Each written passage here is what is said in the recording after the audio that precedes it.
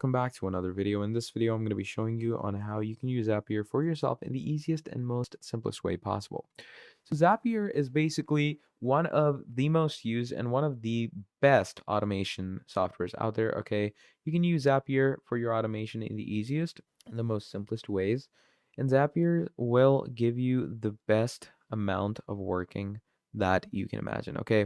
So I would definitely urge all you users to use Zapier. Okay, you can start free with an email, and it gives you a good idea of how the emailing works. And furthermore, what you can do is like Zapier's automation are zaps. Okay, basically, what you're going to do is you're going to create different steps on Zapier to work with, and then you're going to zap people. Okay, so what zapping will do is it will continually go ahead and let people know that okay, you've been zapped and there's a zap been made and an automation has carried out, and you can also learn how it works. It's no code automation and you can do it across 6,000 apps. So there's Gmail, Facebook, GitHub, Slack.